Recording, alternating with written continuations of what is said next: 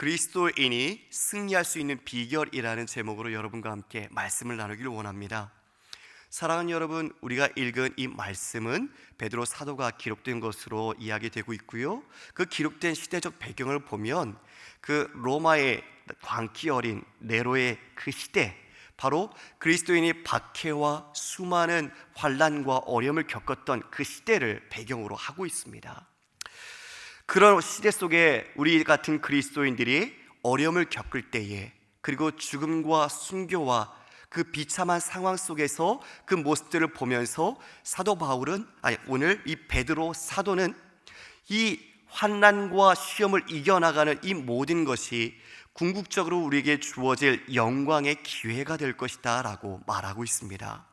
그러면서 우리에게 진정한 믿음과 소망이 어디 있는가, 이것을 권면하고 있지요.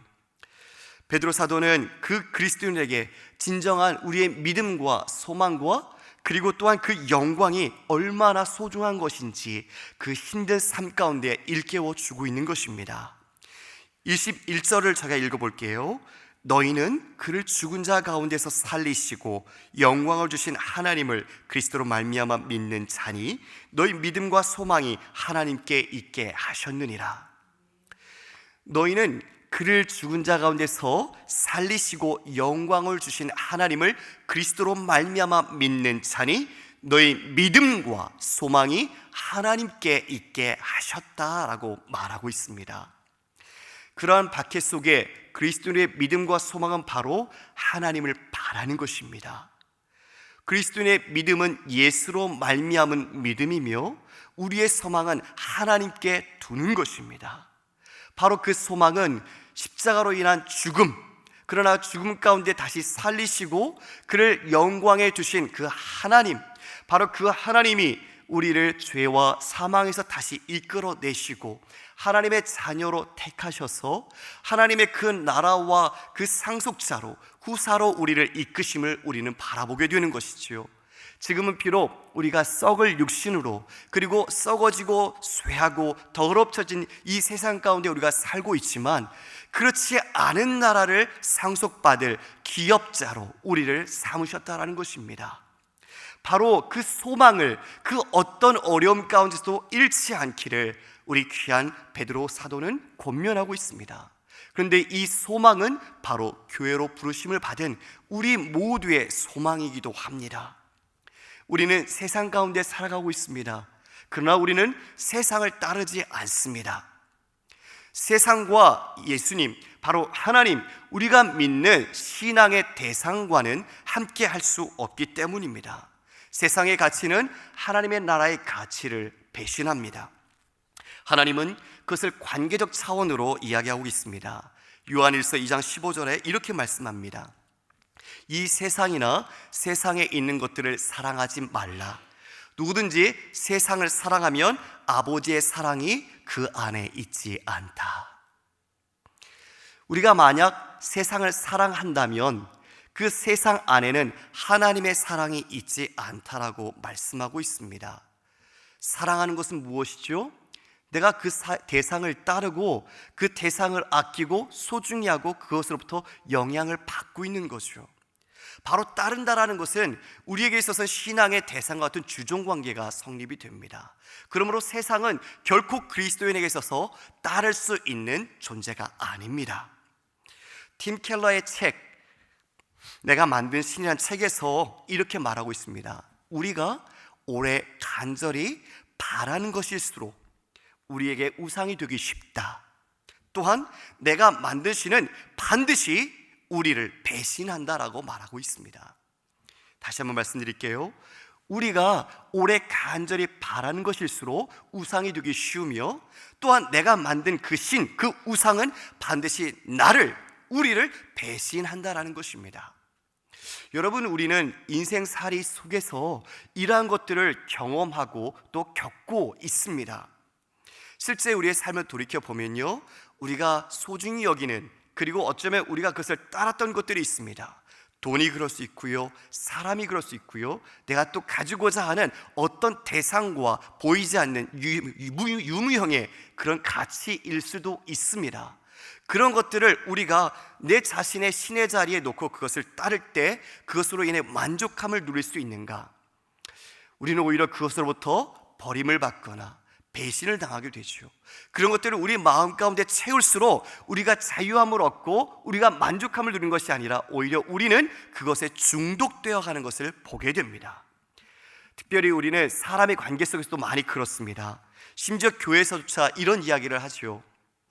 교회에서 사람을 보고 신앙생활을 하면 안 된다라고 말을 합니다.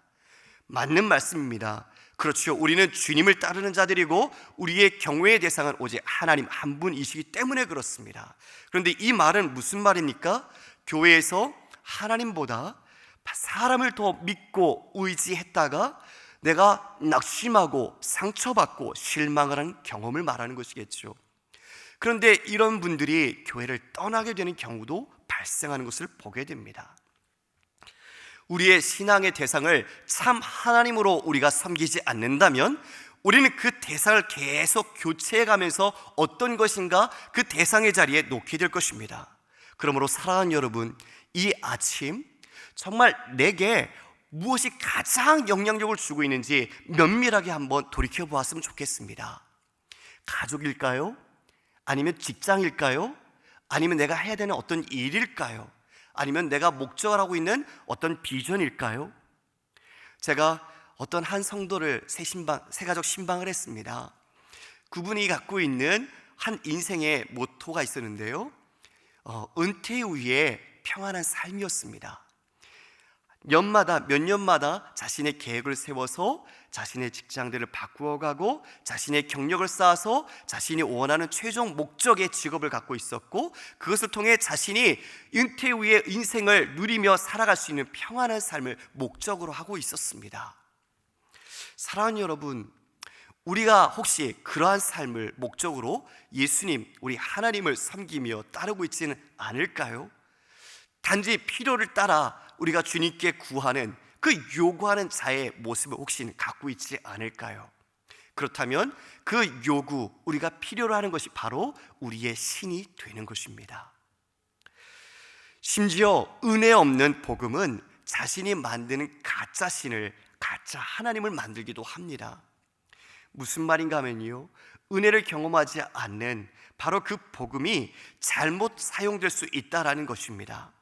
우리가 아는 것처럼 예수님, 우리의 신앙의 내용이요 복음의 실체가 되시는 예수님이 이 땅에 오셨을 때에 우리 바리새인과 또 우리 귀한 그 시대의 그런 제사장, 서기관, 그들은 이미 하나님에 대한 지식과 율법을 가지고 있었죠. 열심으로 하나님을 섬긴다고 했지만 바로 그 예수 그리스도 하나님의 아들을 알지 못했고 그를 배척하며 그를 죽이기에 이르게 됩니다. 하나님의 지식과 하나님에 대한 것들을 알고 있음에도 불구하고 자신이 문화적인 또 현세적이고 현실적인 부분에서 그것들을 타협하며 만들어낸 하나의 다른 신, 그것들을 진짜 하나님이라고 생각하며 살아가게 되는 거죠. 우리 요나 선지자를 우리는 압니다. 요나 선지자는 하나님부터 말씀을 받았습니다. 저 니느웨 성에 가서 하나님의 심판의 경고를 행하라고. 근데 요나 선지자는 어떻게 했죠? 그들이 하나님의 심판을 받아들이고 회개함으로써 그 심판에서 그들이 제외될 것을 원치 않았습니다. 그래서 선지자임에도 불구하고 하나님의 말씀을 외면하고 도망하죠. 마치 돌아온 탕자에서 그 아들이 아버지의 유산을 가지고 나누어서 자신의 뜻을 따라 나갔던 것처럼 떠나버리게 됩니다. 그러나 결국 어떻게 됩니까? 두 손 들고 억지로 어쩔 수 없이 하나님의 그 명령을 따라 순종하게 되죠. 그렇게 순종했더니 어떤 결과가 나타났죠? 니느웨 백성들이 그 말씀, 그 심판의 경고를 받아들이고 회개합니다. 하나님께서는 그것을 보시고 자신의 심판과 그것을 거두어들이시죠. 요나가 이렇게 말합니다. 내가 그럴 줄 알았습니다. 처음부터 하나님이 이렇게 할 때 이렇게 하시려고 한 것 아닙니까? 나는 그것을 알고 있었습니다. 차라리 내 목숨을 거두어 주십시오 라고 항변하는 것을 보게 됩니다. 내 생각과 내가 원하는 감정과 뜻을 따라 하나님께 투영하여 우리가 왜곡된 신인식을 갖게 되는 것이죠. 세상은 우리가 현세적인 삶을 살다 보면 복음도 그렇게 왜곡이 됩니다. 현세적인 복을 추구하게 되고 그 현세적인 복을 통해서 우리의 삶을 능력자로 살아가게 될 것을 자꾸 추구하게 되는 거죠. 물론 복음은 이 현세적인 것이 없다라고 말할 수 없습니다. 하나님의 치유의 역사와 그리고 하나님께서 원하시는 기도의 소원과 응답들은 이 현실 가운데 얼마든지 일어납니다. 그러나 그것이 복음의 전부는 아닙니다. 복음의 본질이기도 아닙니다. 담임 목사님께서 요즘 요한복음 강의를 해주고 계십니다. 근데 지난번에 우리 가나의 혼인잔치 이야기를 하실 때 그 혼인잔치가 첫 번째 표적이라고 말씀하셨죠. 기적이나 이적이 아니라고 말씀해 주셨습니다. 기적과 이적은 우리가 해결할 수 없는 비참한 상황 속에 그것을 해결함을 받고 또한 어떤 능력을 우리가 그것으로 메움으로 말미암아 그 어려움 속에서 벗어나고자 하는 것이죠. 우리가 처한 비참을 해결하는 그 능력을 또한 우리는 소유하고 싶어하고 아니면 그 능력자를 우리가 가까이 함으로써 우리의 삶을 평안하고 내가 원하는 것을 얻고자 하는 것, 바로 그것이 기적과 이적에 담겨있는 우리의 마음이기도 합니다. 그러나 여러분, 우리가 이 기적과 이적을 우리가 중시할 때 우리는 그 맹점 가운데 떨어지게 되는 것이죠. 왜냐하면 그 에너지를 받으면 우리는 그 모든 것을 할 수 있다라고 생각하게 됩니다. 우리의 힘으로 그 모든 것을 잘 해결해 나갈 수 있다라고 생각하는 거죠. 세상의 종교가 이러한 성격을 갖고 있습니다. 그러나 이러한 성격은 기독교 신앙의 본질과는, 복음과는 전혀 관계가 없습니다.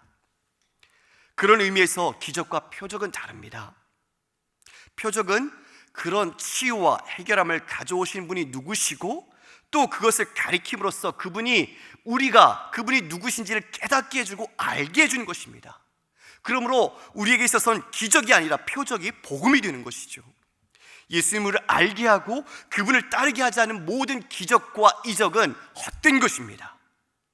그 기적의 복음의 핵심이신 예수님을 보지 못하게 하고 또한 그분께 주시는 그 은혜와 영광스러운 그 구원 그리고 하나님의 나라를 잊게 하는 것이기 때문에 그렇습니다. 썩지 않고 더럽지 않고 쇠하지 않은 하나님의 나라를 받지 못하게 합니다. 따라서 우리는 이 세상에 마음을 두지 않고 이 세상을 목적으로 하지 않습니다. 그래서 베드로 사도는 이와 같이 말하지요. 우리는 나그네다 라고 말합니다. 본향을 향하는 나그네, 이 땅이 영원한 처소가 아니라 이 땅을 잠시 거처 삼아 살아갔고 영원한 본향, 우리 주님이 계시는 그곳 향해 나가는 나그네다라고 말하고 있는 거죠. 그런데 우리의 실존은 어디에 지금 놓여 있습니까? 세상 가운데 있습니다. 마치 거대한 쓰나미와 같이 우리를 삼키려고 하는 세상의 가치, 헛된 것으로 우리를 썩게 하는 것으로 우리를 휩쓸어가는 그런 가치들 속에 우리를 매몰시키려고 합니다. 그럼 우리는 어떻게 거룩함을 유지하며 하나님 나라를 소망하며 살아갈 수 있을까요? 그것은 바로 하나님의 말씀입니다. 할렐루야. 세상을 이길 수 있는 능력, 바로 그것은 우리 교회에게 주신 것, 바로 하나님의 말씀인 것입니다. 22절에 이와 같이 말합니다. 너희가 진리를 순종함으로 너희 영혼을 깨끗하게 하여 거짓이 없이 형제를 사랑하기에 이르렀으니 마음으로 뜨겁게 서로 사랑하라.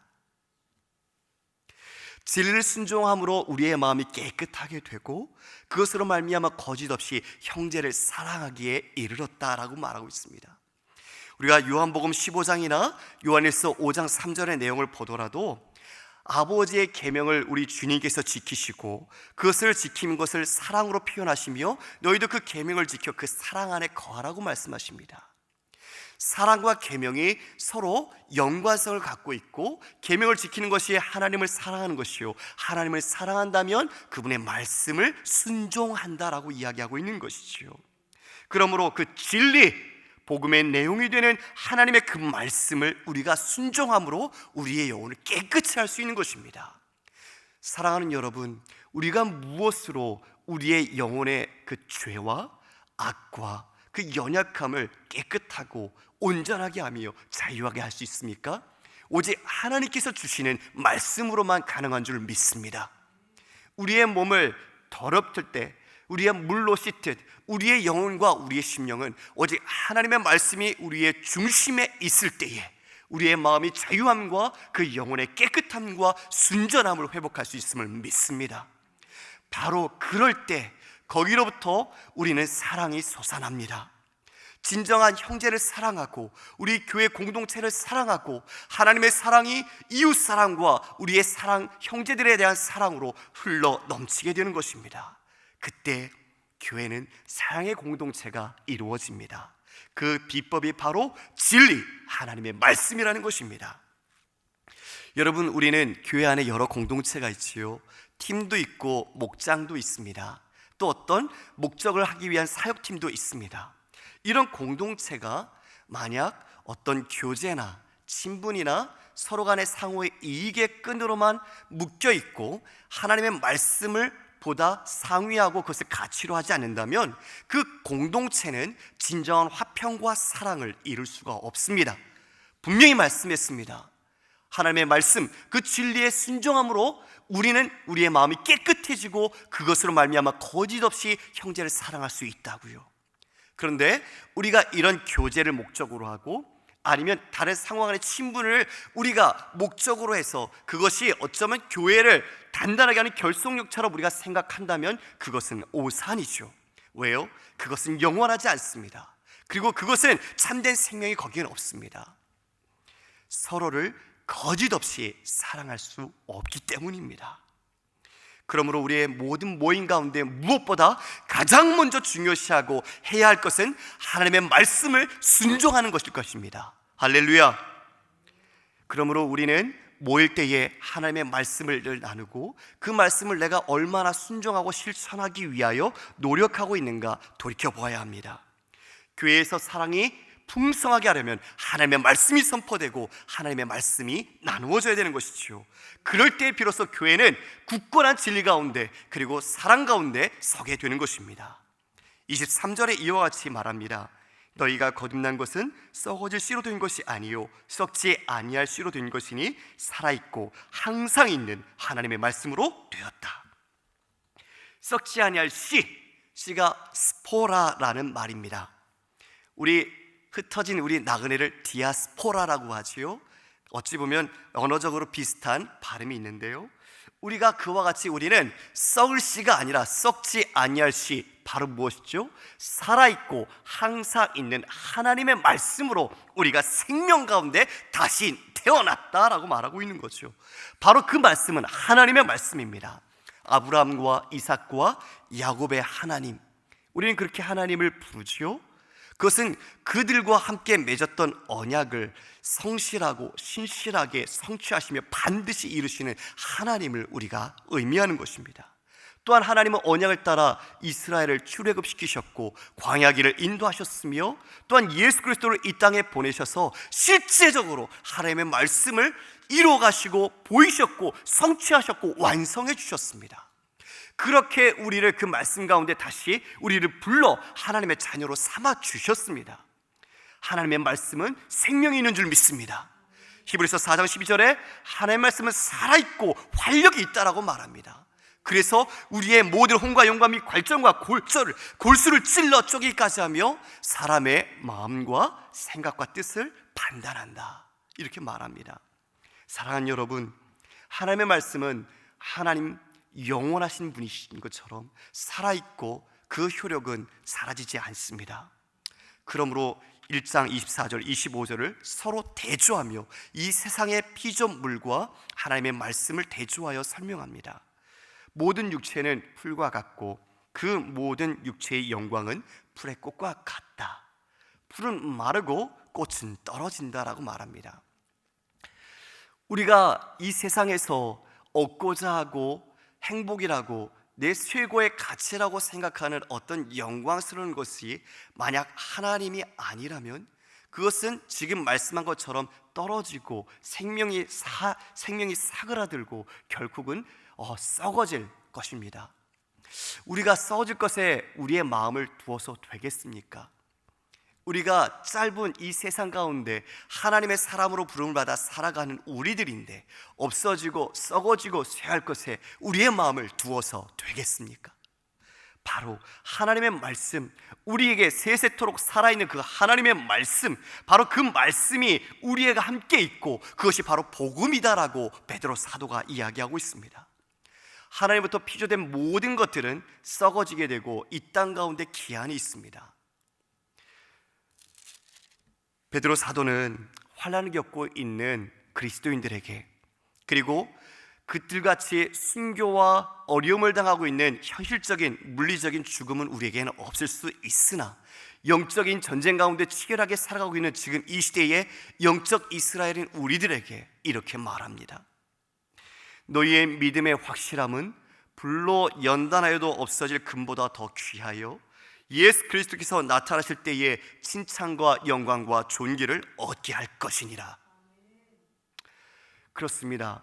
사랑하는 여러분, 우리가 오늘 하루에 우리의 삶이 세상의 짐과 고단함과 무거움으로 인해 눈물을 떨굴 수는 있으나 그것이 우리를 사그라뜨리지 못하고 죽이지 못합니다. 오히려 이러한 고난과 이러한 역경은 장차 오실 예수 그리스도 앞에서 우리가 영광스럽게 주님께 칭찬과 영광과 존귀를 얻게 될 기회가 되는 것입니다. 그것을 이겨나갈 수 있도록 하나님께서 우리에게 주신 것이 무엇입니까? 바로 하나님의 말씀입니다. 오늘 제자훈련 청장년 작년 OT가 있습니다. 여러분, 이제 3월을 맞아서 각종 훈련과 양육이 시작됩니다. 사랑하는 여러분, 우리가 하나님의 말씀을 가까이 하지 않는다면 우리를 무너뜨리려고 하는 이 세상 가운데 어떻게 우리가 이길 수 있겠습니까? 무슨 힘으로 버틸 수 있겠습니까? 얼마나 여러분이 그 말씀을 찾고 배우며 익히며 그 안에 담겨있는 하나님을 구하고 계십니까? 우리 이 시간 다른 것보다 하나님의 말씀을 내가 어떻게 받아들이고 가까이 하고 있는지 돌이켜보고, 또한 그렇지 못한 삶을 살고 있다면 회개하고 주님께 은혜를 구하는 한날의 아침이 되었으면 좋겠습니다. 바로 우리가 살아갈 힘, 바로 하나님의 말씀이며 우리가 살아갈 그 능력은 바로 하나님께 주신 영원한 생명의 말씀을 믿습니다. 바로 그 말씀에 우리가 매여서 오늘도 살아가고 한날에 한날이 이어져 영원함으로 이어지는 우리 귀한 3일의 성도 한 분 한 분 모두가 되기를 주님의 이름으로 축복합니다. 우리 같이 기도하겠습니다. 하나님, 이 말씀 가운데 내 인생이 매어 살게 하시고 그 영원한 생명을 따라 우리의 모든 삶이 주께 영광 돌린 삶이 되게 도와 주옵소서. 이 땅 가운데 나그네로 사는 우리의 삶이 고단할지라도 하나님 그 말씀으로 거룩함을 유지하고 주의 주시는 은혜 가운데 신실하게 주님을 사랑할 수 있는, 그래서 우리 모두가 장차 오실 주님의 그날 모든 승리와 심판의 결과가 우리에게 승리와 영광과 존귀로 될 것을 믿고 주님 따르며 나가겠습니다. 또 우리가 가지고 온 기도의 개인적인 소망을 주님께 아뢰며 함께 기도하도록 나가겠습니다. 기도합니다. 사랑하는 하나님, 감사합니다. 하나님께서 우리에게 이 모든 세상을 이길 힘,